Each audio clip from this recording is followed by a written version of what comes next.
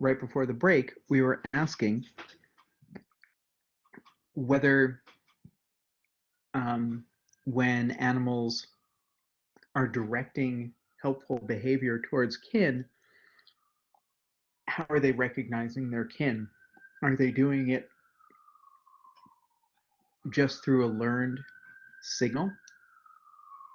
Or are they sort of matching the um, signals that they're getting from other individuals to something that they're producing?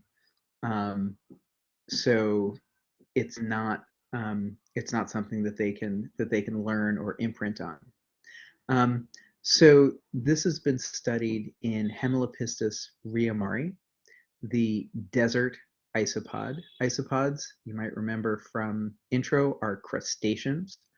And so this little guy doesn't have 3 pairs of legs. Um, he or she has 7 pairs of legs. And interestingly, also um, gives birth to live young. So they produce eggs, but they hold their eggs in a molt in the abdomen, and the young hatch in that within that molt, and then emerge as young. So these species are found only in old world deserts. We don't have these guys, defined by average rainfall of about 100 to 400 millimeters. For reference, we get a little over a meter of rain a year, and it's spread out over 12 months. Deserts get less rain, but more importantly, that rain is also separated into a dry season, months with no rain, and a rainy season that may or may not get much rain. Um, so similarly to isopods here, they're detritivores. They feed on dead plants, but also soil crust. They scrape at the crust and they eat cyanobacteria and algae that are in the crust. Um, they are semelparous, which means they breed only once.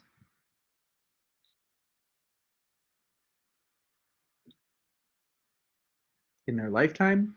They are monogamous, so they mate with a single, if each female and male mates with only a single partner, and they have parental care. So the parents um, dig a burrow and guard the entrance, and then they bring food, um, bits of dead plant and soil crust for their young to eat before they're old enough to forage for themselves.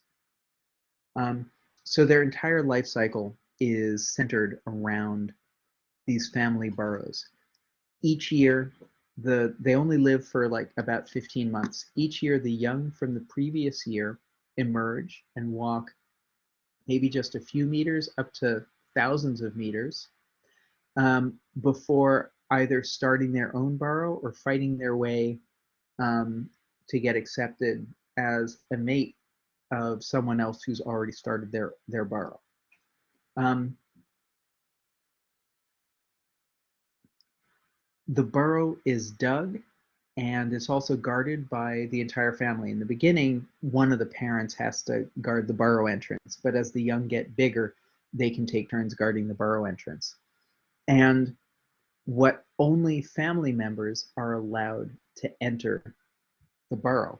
But the question is, how do they determine who's a family member? By the way, these guys are about, sorry, about 1.5 centimeters long.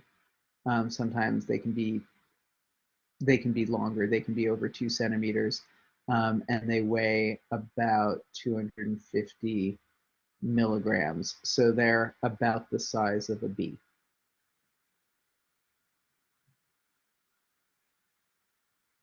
Just for reference, they're medium-sized, fairly big isopods for land isopods. So this German behavioral ecologist and isopod guy, Carl Linsenmeyer, studied family badge recognition in these isopods. And what he found was that non-family members are attacked when you make little, you put two of them in a petri dish and have an interaction. But young that are not related to anyone in that family burrow can be introduced into the burrow if you get them past the entrance. And through their interactions in the burrow, they acquire the family badge of the foster family. So this is a completely like imprinted trait. So, and interestingly, um, if you foster an isopod into a new family, and then you bring it back and you test it at the entrance of their original family burrow, they get attacked like a stranger, right? So that's what's being found. That's what this experiment is found is showing. So interestingly, that family badge, even though it's learned, has a genetic component. So in the previous slide, what I found was that if you took an isopod and introduced it into a foster family and then tested it against its original family, it gets attacked almost all the time. However, if instead of testing it immediately after removing it from the foster family, you hold on to it for a few days, wait until it molts. It's easy to tell because you see all the little exoskeleton parts, and then you introduce it to its original family. Then after it molts, it's now more often accepted by the original family. So I'm gonna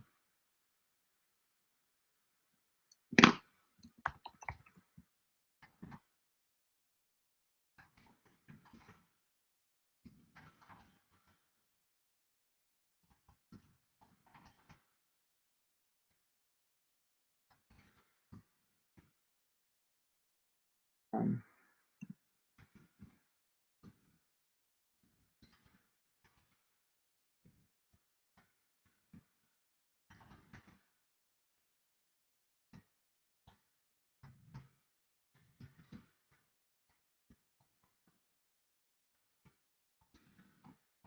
okay, so it's really interesting. This is a system where um, the the isopods learn imprint on the smells that they're um, experiencing in their family burrow, and the smells are being produced by you know a genetic signal inside that burrow, but they're just learning that smell. And so if you introduce a stranger, a non-relative, into a new burrow, it will acquire those odors and will be accepted by that burrow and stop being accepted by its actual genetic family burrow. But then if you let it molt, it's going to lose those smells that it got from bumping up against all these other isopods in the burrow. And then they'll be using the genetic cues, which will match their actual family a little bit better. So that's what this graph is showing. They're more likely to be attacked in the foster family after they've molted, um, and they're more likely to not be attacked by their original family. So, so that's kind of cool. What about those Belding's ground squirrels? Remember that are more likely to call when they're near close relatives, give alarm calls to predators when they're near close relatives. So this is a study by Jill Matteo and I forget, I think it's Patrick Johnston, um, when she was a postdoc at Cornell. Now she's at University of Chicago. Very simple study. Um, she did a cross-fostering study at birth. So she had a bunch of litters that were reduced down to two daughters and one son in each one. And then from some of the burrows, she removed one female pup and fostered it into a different litter. So now what you had were litters where um, each sort of focal sibling had one brother related from birth and one fostered sister. And what she did was a trial where she would put them in an enclosure, and the enclosure had little pads that she'd allowed different, that she'd held in different ground squirrels' pens, so that they would mark with this. It's called a flank gland. It's basically, a gland underneath the leg that produces odors that they use to mark things, to mark territory. And what you found was you had focal females, and what you found was overall they're more likely to investigate. Um, they're more likely to investigate. So sorry, wait 1 second. Um, the Let me just label this graph so we can understand. The filled bars are non-siblings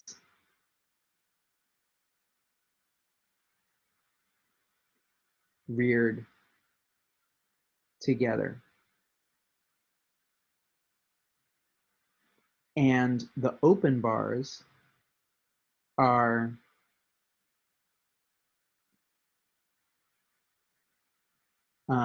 siblings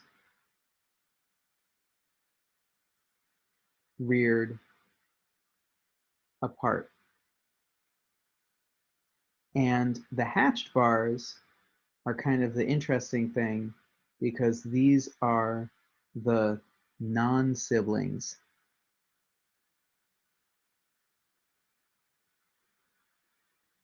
reared apart. And so what are each of these graphs showing? First of all, they're showing that there isn't a significant difference between the filled and open bars. But there's always a significant difference between either non-siblings reared together and non-siblings reared apart, or siblings reared apart. So what is the y-axis here? Mean latency to investigate. So I just want to sort of point out, shorter latency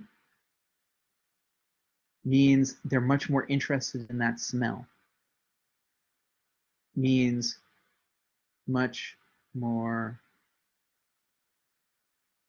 interested in that smell.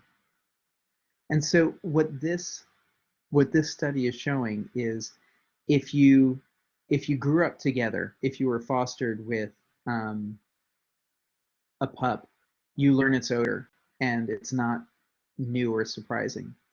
If you are related to an individual, even when it was reared apart, you can recognize that it's similar to yourself.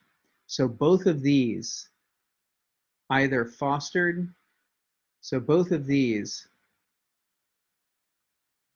are recognized as familiar.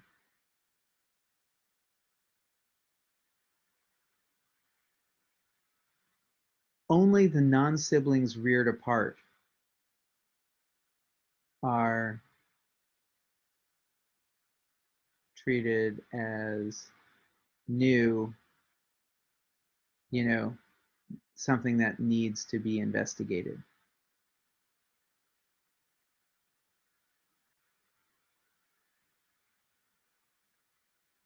Right? So this is seen as support for the armpit hypothesis. So the filled bars isn't showing the armpit. The filled bar is showing that when you foster, pups together, they do learn each other's odors, and those are familiar. But what's really interesting is they treat a sibling that they're not familiar with as not particularly new or interesting. So clearly they're recognizing that it smells similar to themselves in some way, even though they hadn't had experience with that pup. The only one that they really recognize as new is the non-sibling that they weren't reared with. So that's kind of cool. And you got a somewhat similar effect with how long they spent sniffing these pads, although it was significant only for male odors than female odors. So remember, the focal individual, the one whose behavior is being studied, is a female. And basically, she spent the same amount of time smelling um, females that were, foster mates,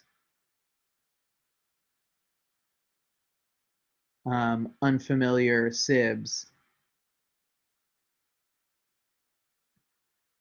or new non-relatives, non-kin. But they spent the most time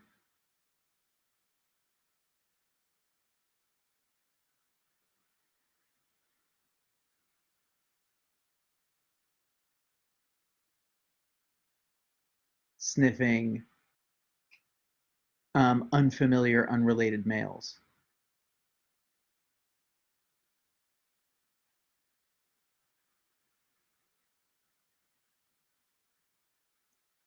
So the suggestion is they're treating both the unrelated males that they grew up with, the fostered males, as relatives, their true relatives as relatives, but they spend the most time investigating the odors from males that, they'd neither grown up with nor were they related to. So that's kind of cool. Okay, so that ends kin selection. And so I want to talk now about reciprocity, which is also sometimes called tit for tat, or the prisoner's dilemma. Um, so um, Dawkins explains this really well, but I'm going to explain at least like the problem of cooperative behavior among non-relatives when being helpful, you know, might be a costly trait. So the prisoner's dilemma is usually explained this way. You were in a you pulled off a bank robbery with a partner, but you're not that good at it, so you got caught, and um, the the police got the two of you, and they have you in separate rooms, and um, you have the choice of whether to stay quiet or to be a witness against your partner. Now, um, they've got a lot of evidence. You're going to jail, but there are a couple out. If neither you nor your partner testify against each other, then their evidence is weaker, and they're going to take 3 months off of each of your jail terms. If so, I'm going to write this out in a couple different ways. If neither robber testifies, both receive 3 months shorter jail term. However, if one robber testifies and the other doesn't, the witness gets 5 months shorter term, and the non-witness gets full jail term, so no months off. So we can think of this both from the perspective of, prisoner one. Whoops. We can think of this from the perspective, of prisoner one. And let's do it this way.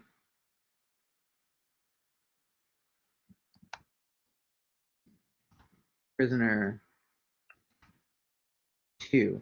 And each of these prisoners has their own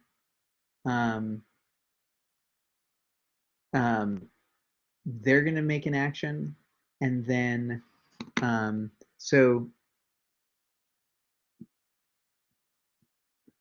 I'm going to, just trying to get the pen and the thing.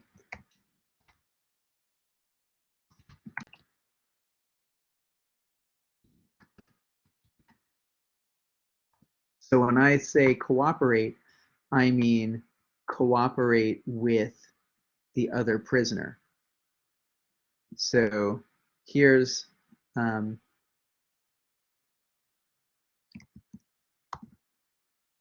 okay. And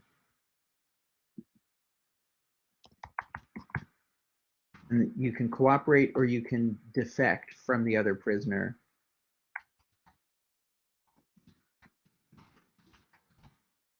Okay, so these are the choices for prisoner two. They can cooperate by not testifying, or they can defect by testifying against their partner. Prisoner one has the same choices of cooperate or defect. And so then the question is, what do each of these guys get? So if prisoner one defects, then, and prisoner two cooperates, then prisoner one gets 5 months off of their jail term. And remember that prisoner two is going to get 0. Whoops. Whoa. Sorry about that.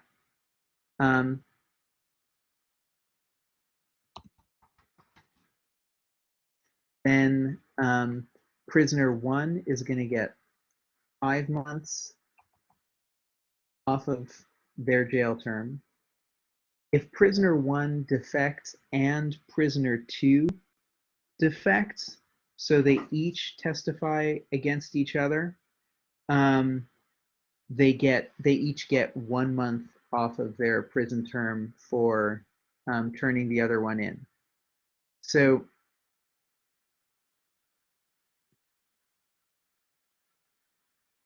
I just want to give the rewards in the right color.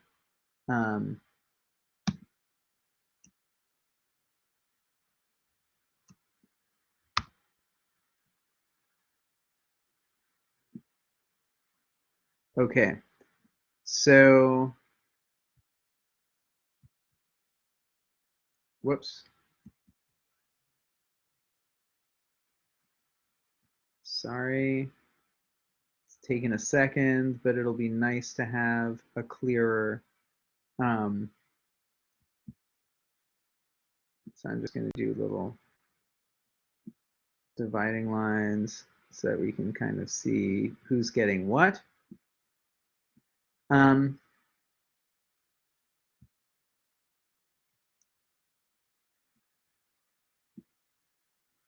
Okay. So then let's think about the prisoner two. If the prisoner 2 cooperates and doesn't testify, and prisoner 1, then they each get 3 months off their jail term. However, if prisoner 2 defects and prisoner 1 cooperates, prisoner 2 gets 5 months off of their jail term, but prisoner 1 gets no time off of their jail term. And similarly, if prisoner 1 cooperates, if they both cooperate, remember, they each get 3 months off of their jail term. And so now we have sort of every combination for each cooperator or defector. And what you want to see here is no matter what the other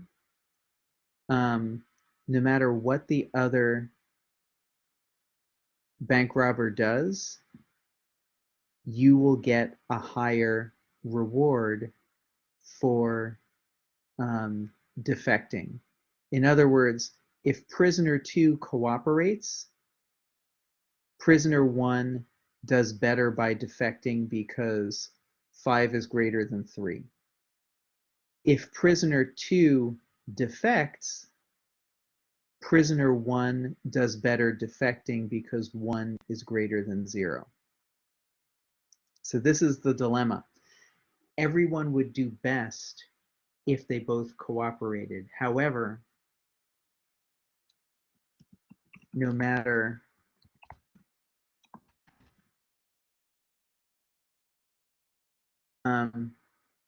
in both cases of partner behavior,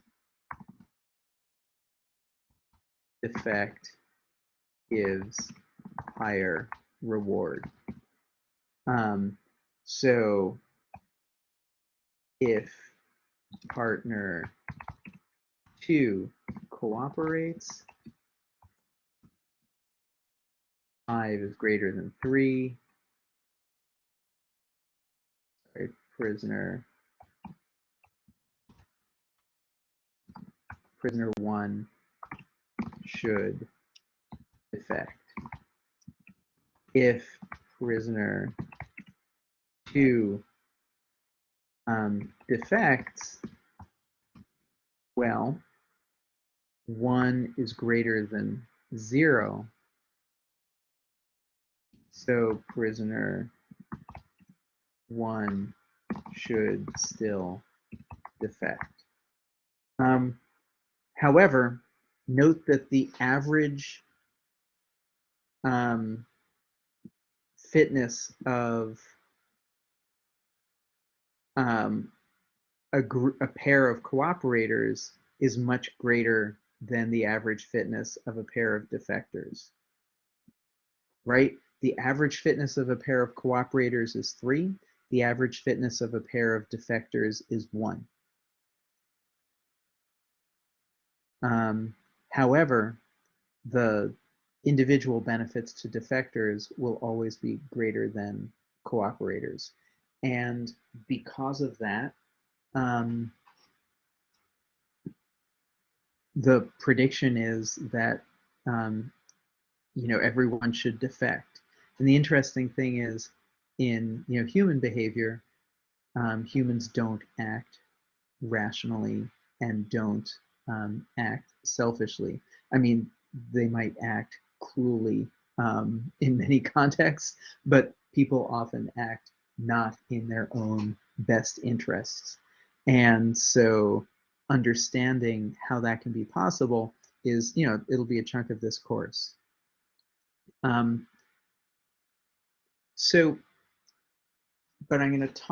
we'll talk about tit for tat, which is a kind of reciprocity strategy that did really well in a computer simulation tournament in the, I forget, it was 1970s or 1980s. And we'll talk about what tit for tat is. Tit for tat is a strategy than a pure strategy of cooperate or defect. Tit for tat is that in a repeated game similar to the prisoner's dilemma, you start off by cooperating, and then after that, you do whatever your partner did. So if your partner also cooperates, then you keep cooperating every time, subsequent time you meet them. If your partner defected, then you defect every subsequent time. And the fitness of tit for tat in a repeated version of this game has much higher fitness than either pure cooperation or pure defect. And it will actually be a strategy with higher fitness, even with different proportions of cooperators and defectors in the population. So it's a very robust strategy.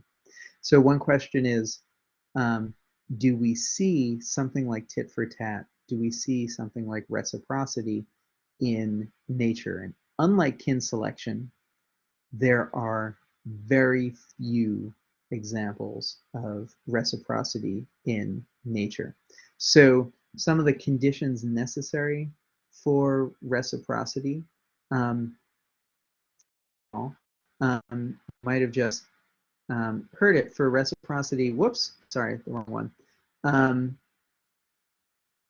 the conditions for reciprocity um, include first, like I said in the little description of tit for tat that's in Dawkins, you're only going to be able to get it if you have repeated interactions, right? You need stable associations because you need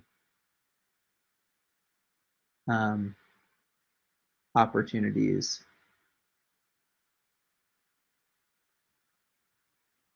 to reciprocate. In models or games or tournaments where everyone only meets individuals once and then that's it, then tit for tat is not going to do well because tit for tat, you start off cooperating. So you'd never get a chance to then reduce your losses by defecting later on in later interactions with that individual. Um, you have to be able to recognize cheaters. And in this example, actually, it was not um, it wasn't really shown that they can recognize cheaters, although there are some more recent studies that seem to indicate some memory. There are better examples of reciprocity in cleaner fish and in chimpanzees, and so I'm not going to talk about those examples because those are good paper topics. So I want to sort of leave some stuff for you to work on. And then finally, the benefit to the receiver has to be greater than the cost to the donor. And this is a lot like similar to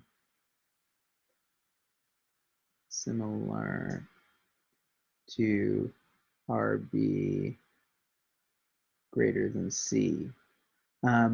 Because the benefit to the receiver has to be greater to the cost than the cost to the donor, because the whole point of doing the helpful behavior is that you're going to receive that same help in the future.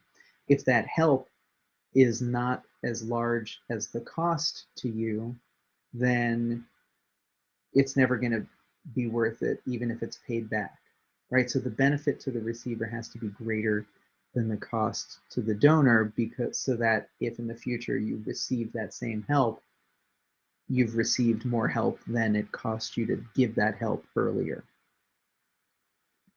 So still one of the best examples, because there are very few examples of this in nature, is the vampire bat Desmodus rotundus. So vampire bats, they fly out every night. They're looking for a blood meal. It's a crazy adaptation. They've got anticoagulant saliva and super sharp teeth that can bite without being painful. And they bite large mammals and they lick the blood and then they get home. And the problem is that sometimes they're not successfully able to feed. And it turns out they can only go 72 hours without a blood meal. Um, And so it can be really serious because um, if you don't get a meal for 3 nights, you'd be dead. Um, however, this is a species where a helpful behavior called allofeeding, feeding others, takes place. And so sometimes a bat that has fed that night will share food, regurgitate a blood meal with a bat that did not find food that night. And there's evidence in that doesn't prove but supports sort of all of these conditions. So one thing is the first condition I said before was that individuals need stable associations. You have to have opportunities to have your behavior reciprocated. And that seems supported in this example because only female vampire bats allofeed. Um, and female bats are much more um, constant in their roosts. In other words, females stay in a roost for their life, or at least for many years. They're not all related to each other, but they live there for a long time, and the males are much more transient. Um,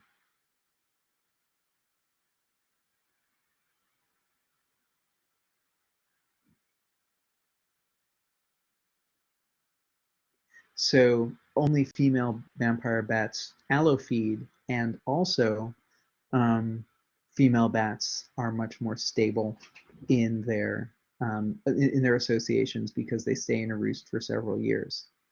Um, and they're happy to feed relatives or non-relatives. They don't only feed relatives. So this is not a kin selection example. Cheaters have to be recognized, and that hasn't been demonstrated for vampire bats.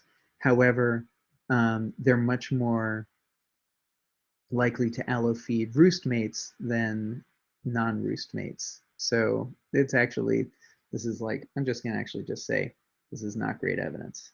It's always mentioned in the context of recognizing cheaters, but they didn't actually show that they recognize cheaters.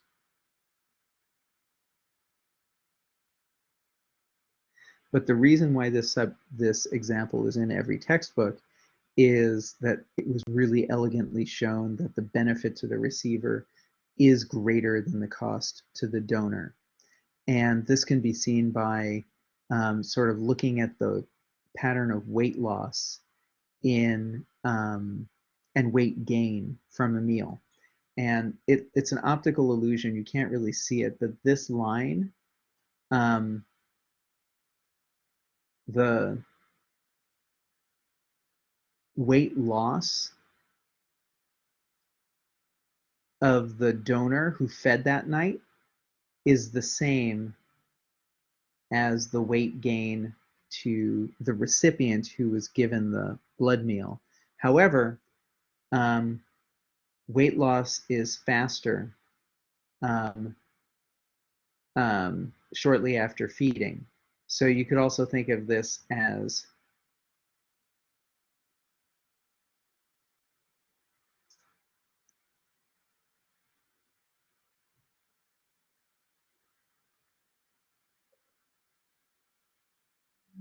so I don't know exactly what the physiology of it is. I think it's like, oh, I just ate. I'm going to be super active. I'm going to do stuff. I'm going to mate. I'm going to. And then as you're hungrier, you lose weight more slowly. But what does that mean? That means that the the bat that is giving the meal um, loses only a few hours of life, whereas that's the cost. You're that much closer to starvation. However, the benefit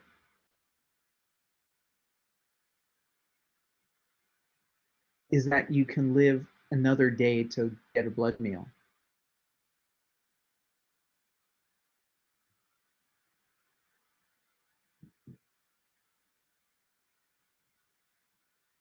Right? Because you're gaining something like 18 hours.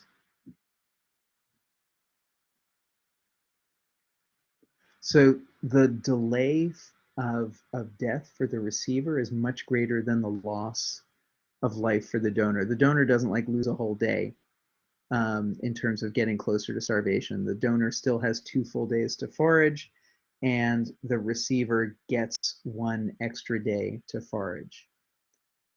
So that was really nice. Sometimes cooperative behavior is the result of a mutualism. So this is a case where both sides incur costs, but both sides also receive benefits. And in this case, this is the long-tailed mannequin, and they duet as part of a display. So 2 males will dance, do this sort of flying, hopping thing, display for females. And there are alpha and beta males at these dancing roosts. And the alpha gets most of the matings, and the beta only rarely gets to mate.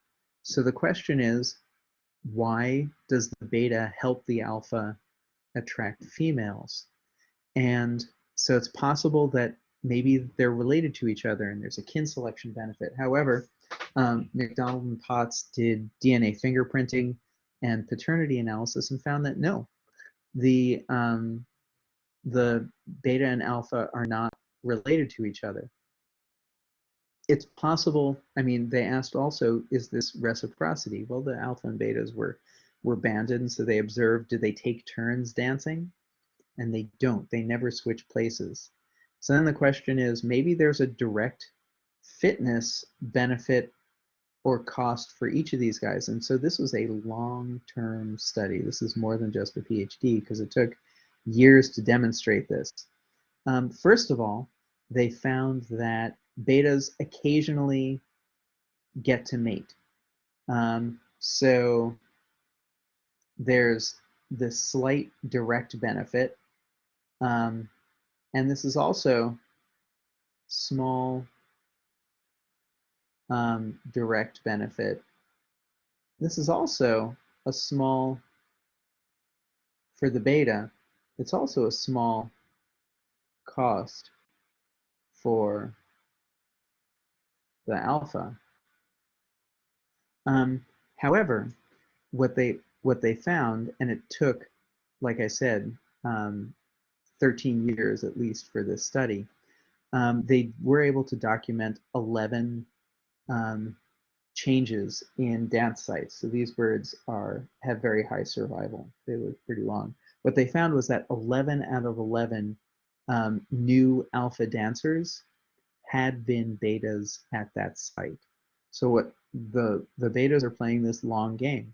They are helping alphas display, they are duetting and helping defend that perch, that display territory. And as a result, they will eventually inherit that site as alphas. So that's really cool. The alphas are experiencing a small cost by allowing the betas to dance with them, but they're probably getting a real benefit because a duet dance is more attractive.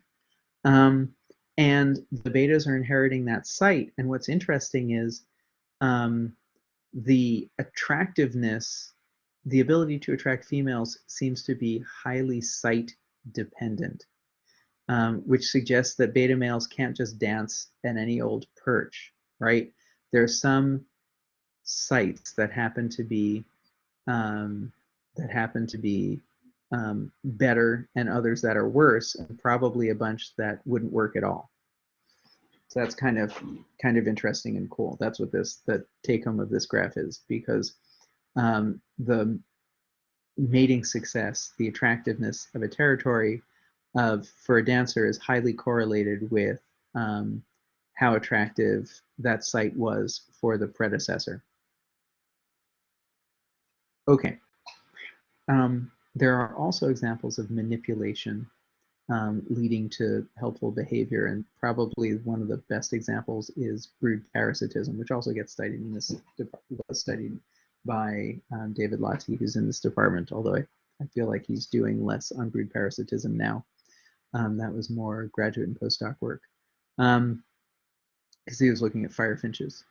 But brown-headed cowbirds are the most common brood parasite in North America, and you can see here's a robin's nest with 3 chicks and then 2 brown-headed cowbirds. And the cowbirds have a whole suite of adaptations. The chicks hatch more rapidly. They push the eggs out of the nest. But the weird thing is, even after they do that, the parents feed them, even when the chicks look very little like the parents and end up growing to be twice as big. Here's I think a blue throat or common yellow throat warbler feeding a cowbird chick. And so the question is like, why are they doing that? Um, it's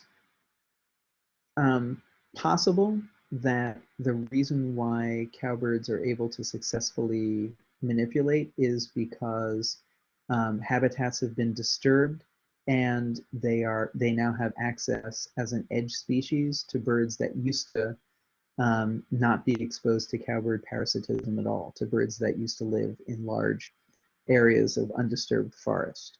So the one of the ways to defend yourself against a brood parasite is if your nest has been parasitized, you abandon that nest and you make a new nest somewhere else, and then those chicks starve, and the parasite doesn't know, hopefully, where that new nest will be. And so the ones that have coexisted with cowbirds for a long time, unforested species, um, have coexisted for long time, they are much less likely to raise the cowbird's chicks. They're going to abandon the nests more often. Forested species, which are newly exposed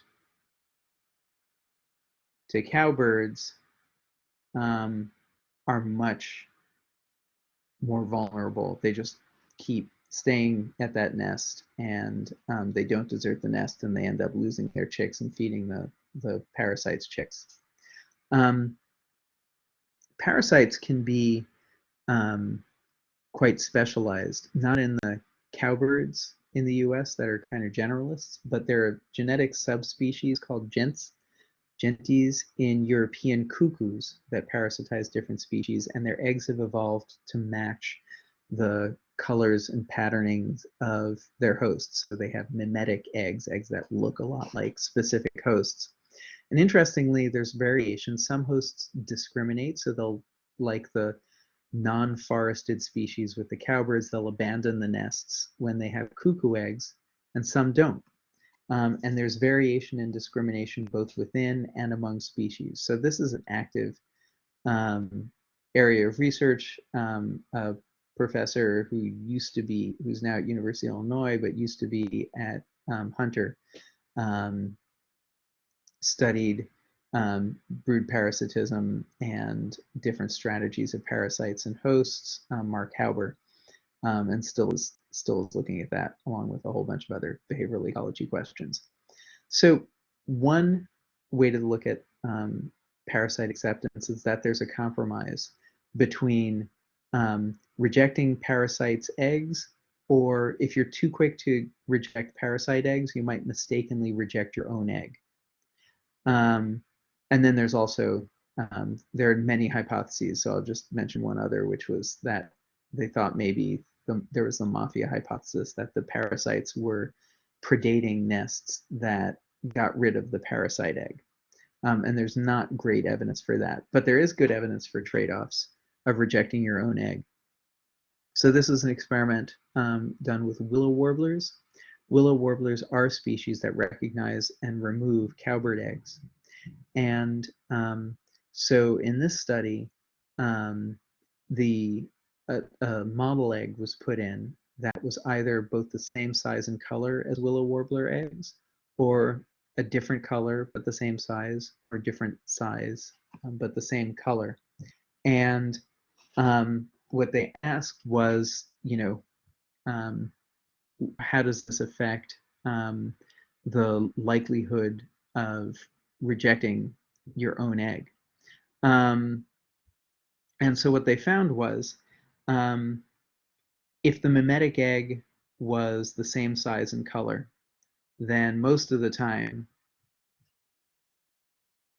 um, there's no rejection, right? Which is sort of interesting. If the egg is a different color but the same size, they're really good at rejecting the manipulated egg. Um, and they also sometimes reject the egg that was a different size and the same color. This is also um, a risk when the eggs are um, there were multiple cases of the willow warblers rejecting their own egg, the unmanipulated egg.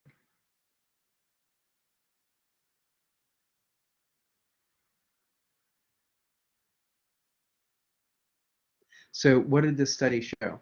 First, um, it's hard to reject good mimics, which seems so both reasonable, they're a good mimic, and odd. Like if you had a third child appear in your house, even if it looked like you would be suspicious. But birds, they're not people.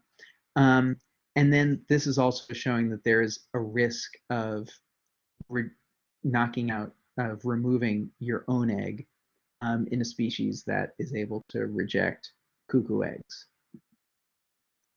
Um,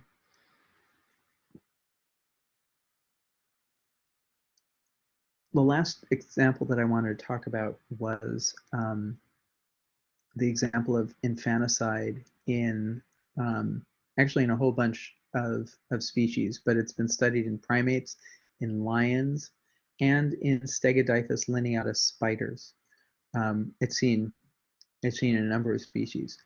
So one question is whether this behavior is shaped by um, is this behavior adaptive? Is it a way of increasing your own fitness?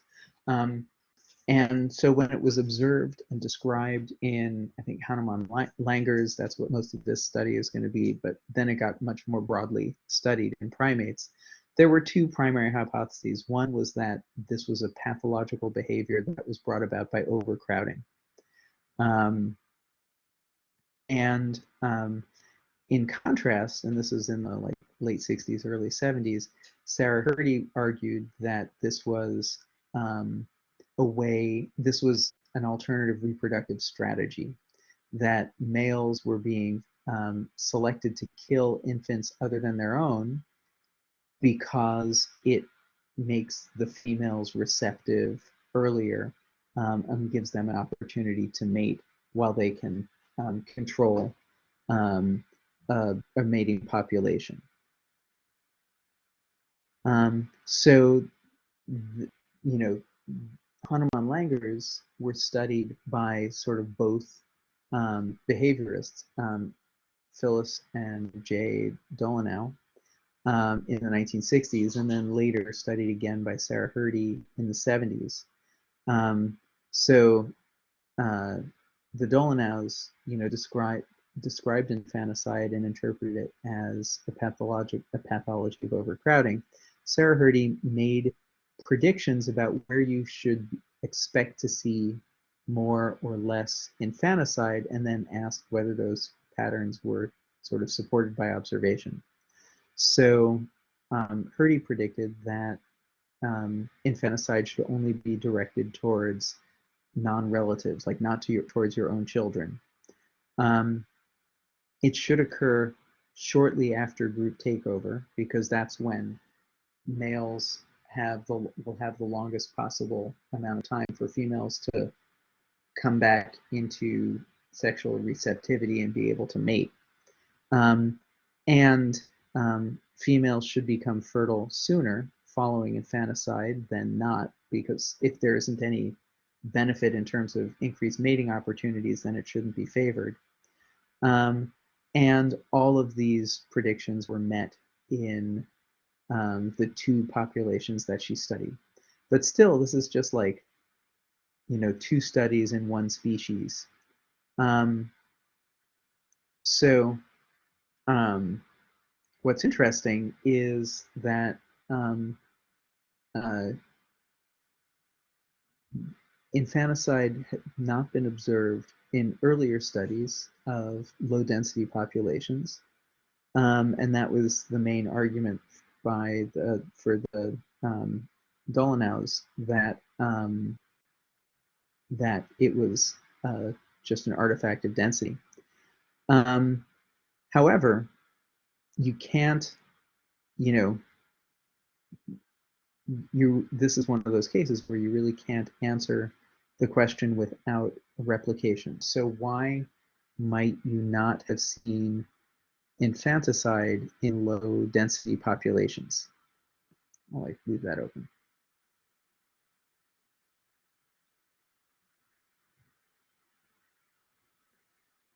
I'll throw that out in chat. Why might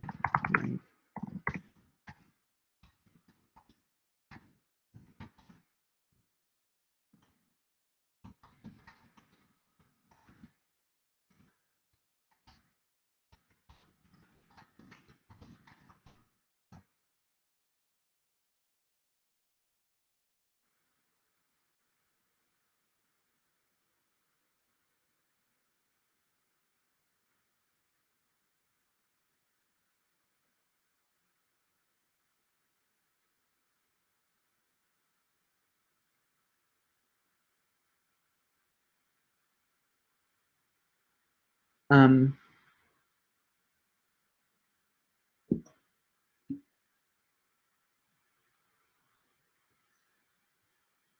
yeah, I mean, it could be because there are fewer group takeovers. Yeah. Um, I wouldn't immediately go to like a group selection hypothesis. Um, in low density, so that's a good question. I don't know if lower density, if the groups are less related in low densities, because I think even in low densities, um,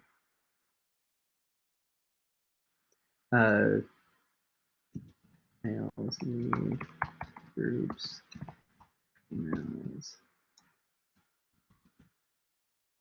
remain.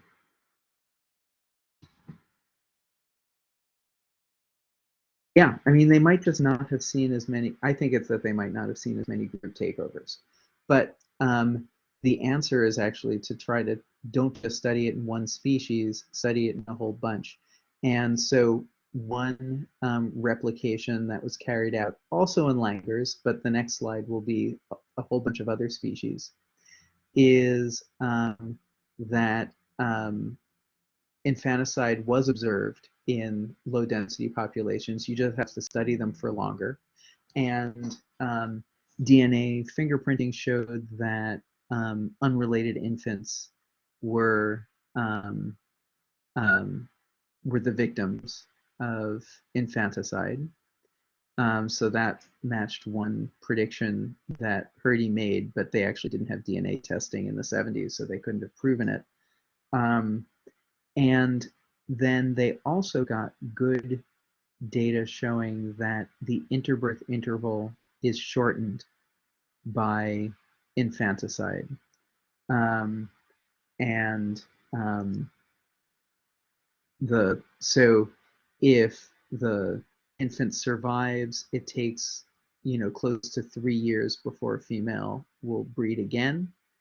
If the infant dies, it depends when in the season they die, but the females will be, the interbirth interval is either shorter or much shorter.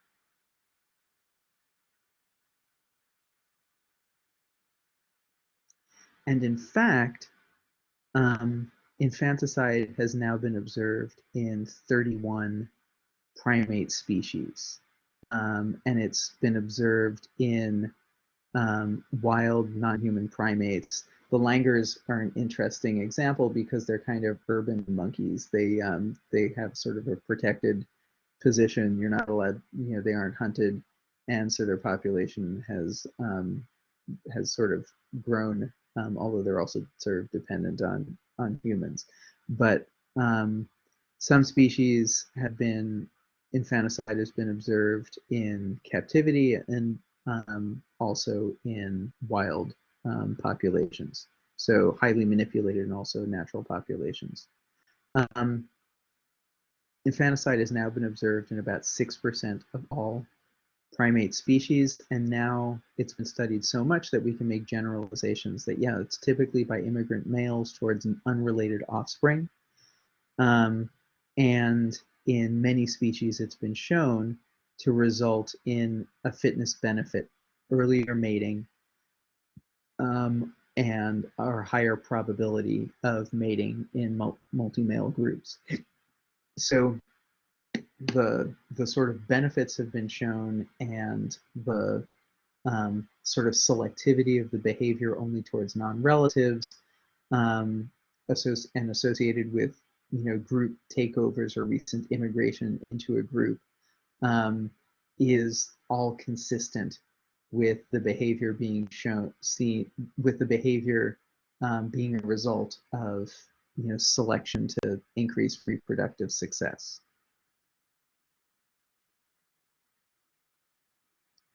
Um, Interestingly, infanticide has been observed much less frequently in monogamous species. It's been observed once in gibbons, which is a monogamous group. Um, and also interestingly, monogamy as a mating system is more common in primates than in mammals as a whole. It's observed in a quarter of primates versus 9% of mammals as a whole. And it's been raised as a hypothesis that monogamy as a mating system might be favored as basically a defense against infanticide. And that is, sort of remains a subject to be studied more in the future. So sort of to kind of sum up, sociobiology, the main contribution of sociobiology has been the development of kin selection theory, inclusive fitness, and that's been incredibly helpful to understanding cooperation and helpful behavior in non-human animals. Um, the um, the cost and benefits framework, that the benefits have to be greater than the cost for the trait to be adaptive, and then studies actually quantifying those costs and benefits has been like a really productive way of understanding animal behavior. However, it also gets applied sort of sloppily and speculatively to both animal and human behavior. And you got to read about that a little bit in terms of Just So stories and E.O. Wilson's human chapter in the Lalonde and Brown chapter. Now, interestingly, there almost aren't any, there's no one calling themselves a sociobiologist, and there hasn't been for more than 20 years because of some of the fights in sociobiology. So we'll talk a little bit about behavioral ecology next week. But the other thing that's the other take home from tonight is that kin selection and kin biased behavior have been often really good and sufficient explanations for why helpful behavior is directed at some individuals and not others in non-human animals. However, humans cooperate with non-kin so easily and so frequently that kin selection is not going to be a good explanation for cooperative behavior in humans. And so we're still definitely looking, and we'll be talking um, about other mechanisms like strong reciprocity and group level selection. We'll be doing that in the next few weeks. Okay, are there any questions?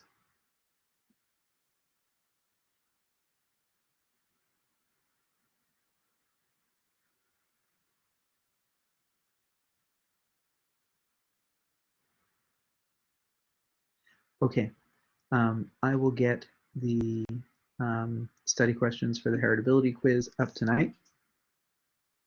Oh, um, sure. So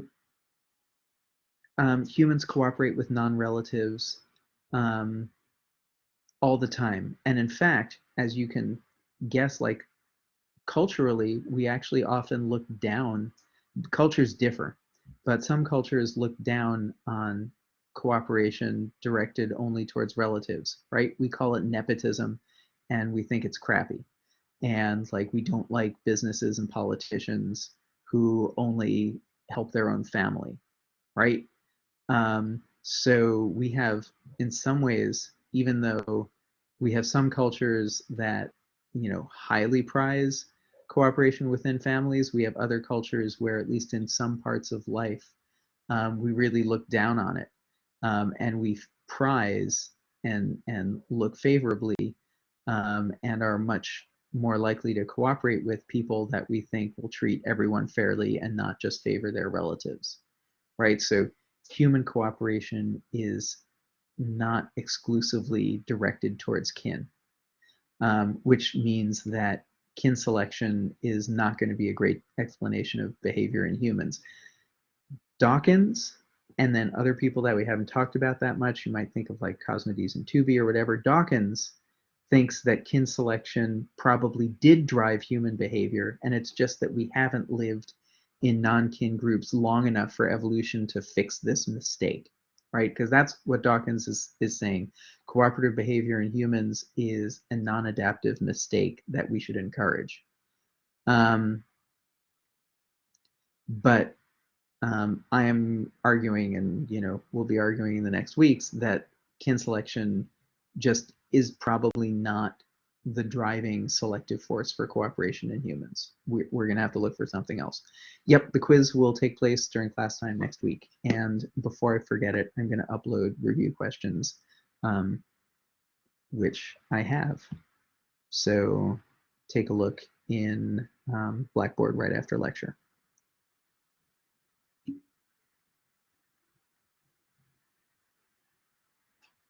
Um, well, I just mentioned a bunch of them.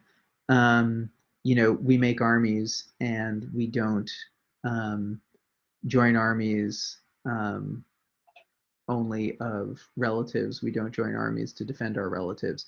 Um, when in the last presidential election, um, both sides were accusing each other's nepotism as a bad thing, right?